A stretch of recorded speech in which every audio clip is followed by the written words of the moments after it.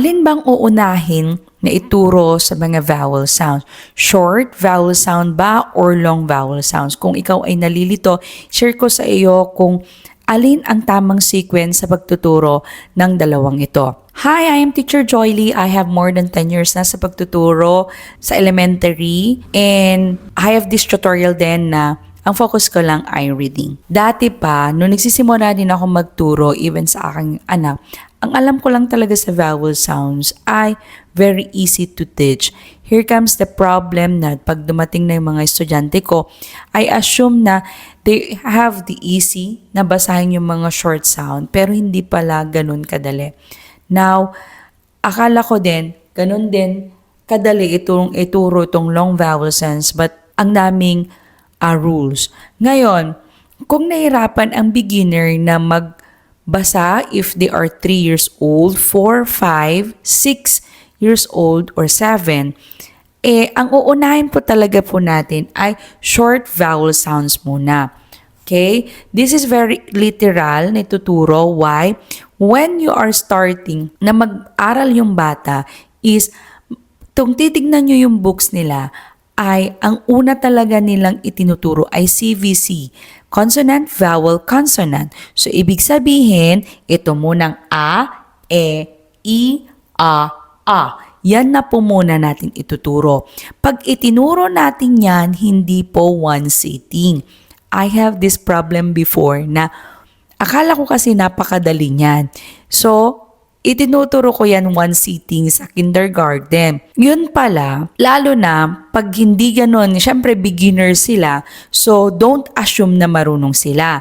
So ang ginagawa ko, pag dyan, ang gagawin mo, one letter sound per day pa rin. Ang ginagawa, or one sitting. So ang gagawin mo dyan. And then, don't forget na meron dapat picture yan and then may katumbas siyang action. Why? To remind the child pag naghalo-halo na, halimbawa nagpabasa ka ng word na sad, halimbawa word na sad, no? Yan, no? To remind him na, ang action natin pag nalimutan niyang basahin, meron siyang anchor ba? Meron siyang sangkalan ba na to remind na guide na, to remind na sound ng letter A ay A. Or sound ng pag pinagsama-sama mo lahat ng letters. So, yan kasi ang una nilang binabasa sa school and easier to remember. At saka, very common siya. Lalo na pag beginner. Then next is, pag long vowel sound, kailan ituturo to?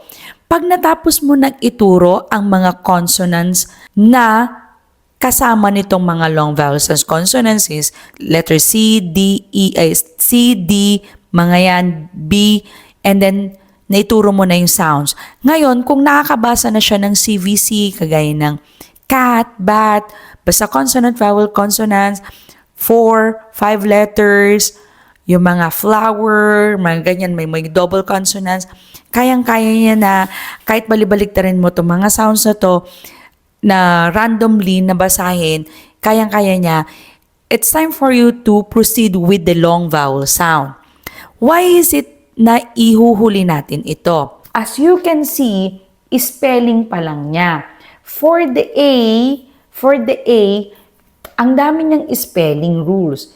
A, I, magkasama niyan, so letter name ng pagbabasa niyan. So A, mas mahaba ng turuan niyan. Why? Kasi meron na siyang mga kasama niyan. May mga rules na pag two vowels goes together, yung una ang magsasalita or yun ang sound niya.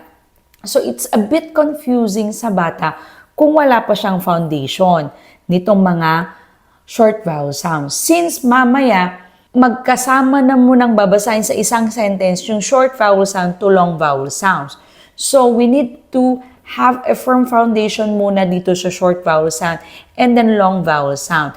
Ganon din po ang rules sa pagtuturo nito.